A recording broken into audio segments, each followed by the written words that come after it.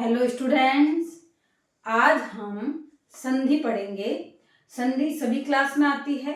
6 से लेके 12 तक संधि चलती है, जिनके सब्जेक्ट होता है। और उसके आगे अगर कोई कंपटीशन एग्जाम करते हैं तो भी उसमें हिंदी है, संस्कृत है, तो उनमें भी संधि आएगी। तो अपन संधि पहले पढ़ते हैं। संधि होती क्या है, संधि कहते किसको है? तो संधि का मीन होता है जब कोई दो वर्ण आपस में मिलते हैं तो उन वर्णों के मिलने से जो उनमें परिवर्तन होता है उसको हम बोलते हैं संधि। अब देखो संधि वर्ण कैसे, जैसे एक शब्द लिया अपन ने, क्या ना, जैसे महा प्लस ईश्वर, शब्द बनता है महेश्वर। अब ये शब्द बना महेश्वर, जो ये वाला ह, मतलब इसमें आ का साउंड था और ये ई, ये दोनों वर्ण, इसका वर्ण और इसका वर्ण मिलके इनमें ये जो परिवर्तन आता है यहाँ पर, मतलब ये आ और ई मिलके ए बन रहे हैं, तो इसी को बोलते हैं संधि। जो मतलब दो वर्णों के आपस में मेल से जो उनमें परिवर्तन होता है, जो उसमें विकार आता है, हम उसको संधि कहते हैं। तो संधि का शाब्दिक अर्थ अगर हम बोले तो संधि मतलब दो वर्णों के मेल से उनमें उत्पन्न परिवर्तन को हम संधि कहते हैं। ठीक है, अब संधि तो आ गया समझ में। अब संधि भी अलग अलग प्रकार की होती है। एक होती है स्वर संधि, एक होती है व्यंजन संधि, एक तीसरी और संधि है, वो है विसर्ग संधि। अब स्वर संधि को संस्कृत में अच्छ संधि भी बोलते हैं।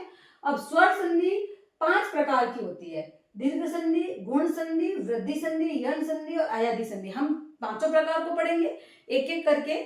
उससे पहले अपन स्वर संधि पढ़ते हैं। देखो पहले स्वर संधि का खाली मीन समझते। स्वर का मतलब क्या है? दो शब्द, पहले शब्द का अंतिम वर्ण और दूसरे शब्द का फर्स्ट वर्ण, मतलब पहला वर्ण आपस में जब मिलते हैं, दोनों के जो दोनों शब्द जो होने चाहिए, मतलब जैसे ये शब्द है आपके पास है सूर्य और अस्त, इसका अंतिम वर्ण क्या है? सूर्य, मतलब अ की मात्रा है और इसमें भी अ की मात्रा है। ये दोनों जो इसका अंतिम और इसका फर्स्ट, ये दोनों स्वर होने चाहिए। स्वर का स्वर के साथ मेल जब होता है तो हम उसको स्वर संधि कहते हैं। तो स्वर संधि का मतलब एक मोटे रूप में अपन क्या बोलते हैं, जब दो स्वर आपस में मिलते हैं तो उनमें उत्पन्न विकार को हम स्वर संधि कहते हैं।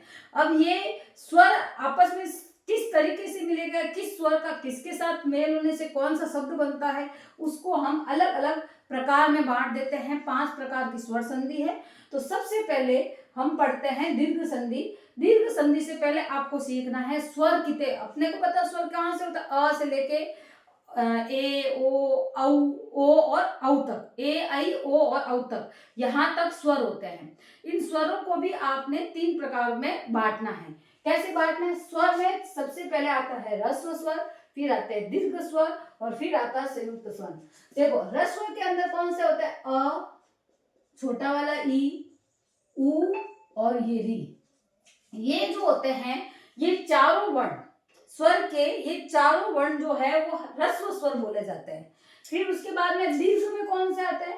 अ के साथ में कौन सा आता है? आ, मतलब मात्रा जिनमें एक्स्ट्रा बढ़ रही है, बड़ी वाली ई, बड़ा वाला उ और ये री है। इसी का एक और शब्द होता है री, और एक इसमें ल और होता है, वो हालांकि यूज नहीं आता पर वो बोला जाता है ऐसे।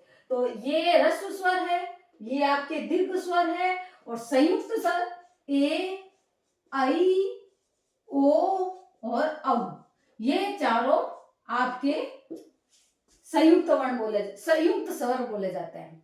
तो स्वर आपको पहले पता होना चाहिए, स्वर कौन कौन से हैं, कौन से स्वर होते हैं। तो स्वर अ से लेके औ तक, और उसमें भी उनके 3 प्रकार, ह्रस्व, दीर्घ और संयुक्त।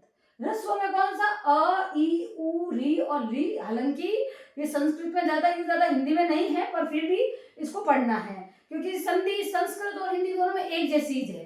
फिर उसके बाद में दीर्घ संधि आ, ई, उ और री। इसी री का एक बड़ा, मतलब उसमें और जुड़ जाता है तो वो री थोड़ा लंबा बोला जाता है, तो ये री। फिर संयुक्त में ए, आई, ओ और औ, ये चारों आपके संयुक्त वर्ण माने जाते हैं। तो अभी हमको स्वर समझ में आ गए। अब हम चलते हैं अपनी फर्स्ट संधि दीर्घ संधि की ओर। तो दीर्घ संधि में क्या होता है? आपको अ और आ, मतलब एक ही जाति के वर्णों का एक ही जाति के साथ, मतलब एक ही जाति वर्ण, एक ही जाति के स्वरों का आपस में मेल करना। कैसे? देखो अब जैसे अ और आ, इनका वापस आपस में जो मेल होगा वो अ और आ से ही होगा, मतलब अ और आ का अ और आ से ही मेल होगा।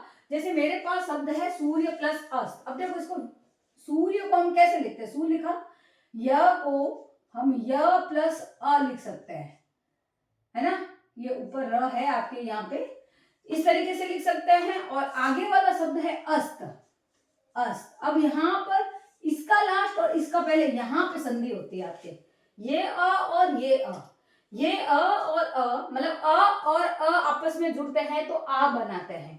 तो यहाँ पे ये जो य है, ये मतलब यहाँ अब आ जाएगा, ये भी आ हट जाएगा, ये भी हट जाएगा, हम लिखेंगे सूर्य, आ जुड़ गया इसके साथ, सूर्यास्त।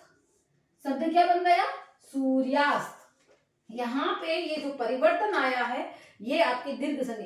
दीर्घ संधि को याद करने का तरीका यही है कि जब दो स्वर मिलते हैं, चाहे मतलब कौन से वाले, यही वाले, कौन से, ह्रस्व स्वर, तो अ और आ और अ और आ, ये दोनों मिलके आ बनाते हैं, मतलब दीर्घ वाला वर्ण ही यूज आता है।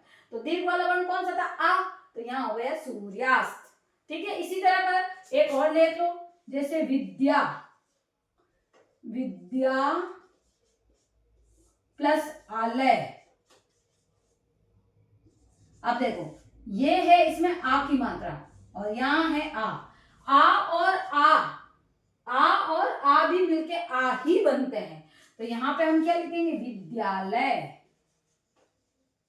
मतलब इन दोनों की जगह आपके विद्यालय में जो आ की मात्रा थी, आ और आ मिलके दोनों क्या बन गया, आ, विद्यालय। तो ये आपको समझ में आया दीर्घ संधि का पहला नियम।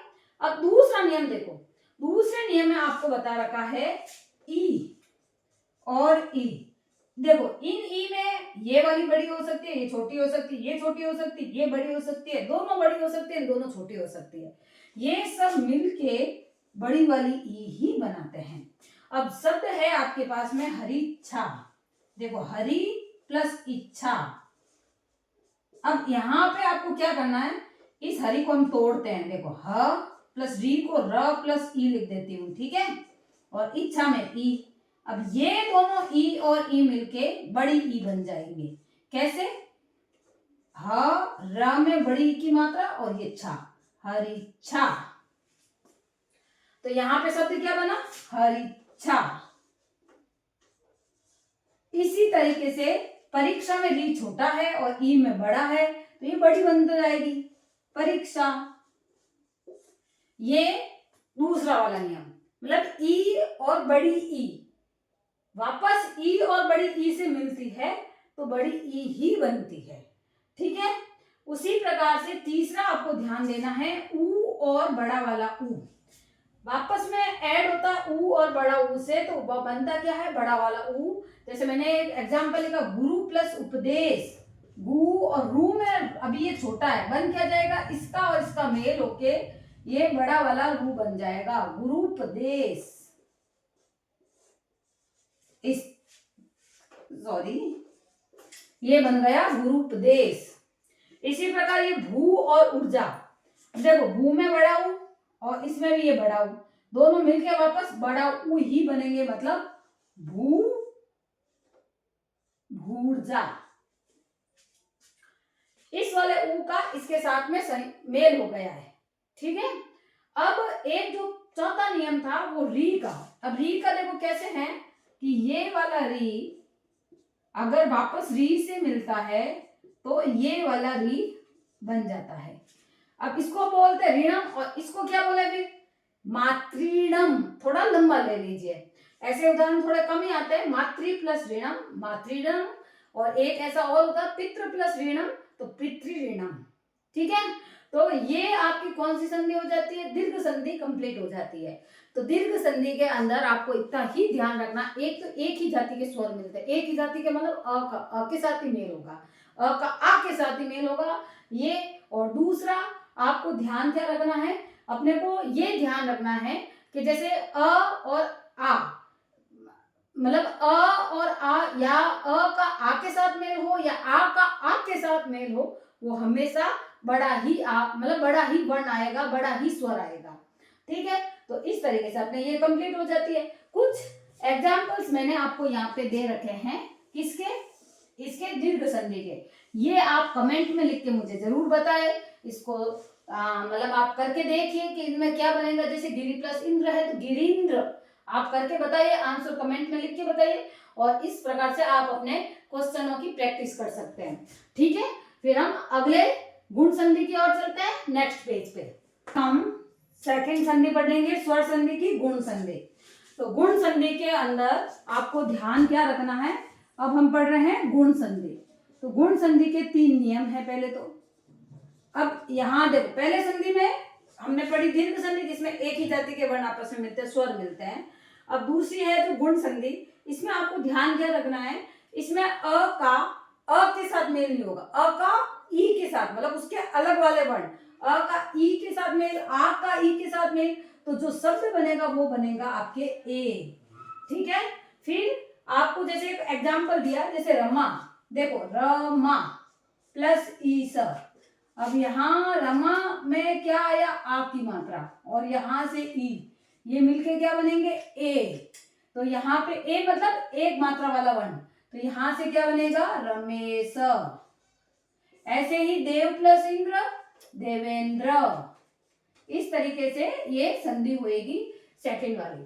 ठीक है, अब अगला नियम, अ का ई और ई के साथ तो ए बनता है, अ और आ का उ और ऊ के साथ, ऊ और ऊ, बड़ा वाला ऊ, इसके साथ मेल हो तो ओ बनता है। जैसे सूर्य प्लस उदय, तो यहां बनेगा सूर्योदय।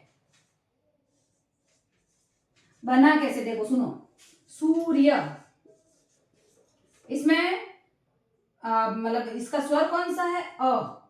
उदय, इसमें स्वर कौन सा है, उ। अ प्लस उ मिलके क्या बनते हैं, ए। मतलब इन दोनों का लास्ट वाला ये वर्ण मिलके अ प्लस उ ए, और सॉरी अ और उ के साथ में ओ, तो यहां क्या बनेगा, सूर्योदय। इस तरीके से ये शब्द बन जाता है। वैसे ही गंगा प्लस उद्गम, गंगोदगम। ठीक है, फिर अगला तीसरा वर्ण है अ, और आ का री और री के साथ मेल हो तो अर बनता है। अब जैसे शब्द दिया है देव प्लस ऋषि, तो आपको मैंने बना के लिखा सामने देवर्षि। अब बना कैसे, देखो दे को मैंने ऐसे लिखा, व को मैंने तोड़ दिया व प्लस अ में, और ऋषि में ये री और ये वाला सी, मेल किन में होता है, इनमें। बन किया जाता है अर, र भी छोटा वाला है, तो यहां से क्या बनेगा, दे व और अर, अ इसके साथ मिलकर व पूरा हो गया, और र जो है वो सी के ऊपर लग जाता है, देवर्षि। इस तरीके से ये शब्द बन जाता है। ऐसे ही वर्षा प्लस ऋतु, वर्षतु, वर्षा प्लस ऋतु, वर्षतु। तो इस तरीके से आपको देखो, यहाँ पे मैंने 2 र दिया, एक र तो ऑलरेडी इसके ऊपर है, और एक र, ये वाला र और ये वाला आ मिलके वर्षतु बन जाता है। तो ये वाली आपकी गुण संधि पूरी होती है। तो हमने आज स्वर संधि पढ़ी, स्वर संधि के उसके 2 भेद पढ़े। कौन कौन से पढ़े, एक तो पढ़ा दीर्घ संधि, एक पढ़ा गुण संधि। दीर्घ संधि और गुण संधि आपको अपनी क्या कहते हैं, व्याकरण की बुक में से एग्जाम्पल निकाल के उसको प्रैक्टिस करनी है, और इस तरीके से आपको अपनी ये दोनों संज्ञा क्लियर करनी है। ठीक है, तो अगर आपको वीडियो पसंद आया है तो लाइक और सब्सक्राइब करना ना भूलें।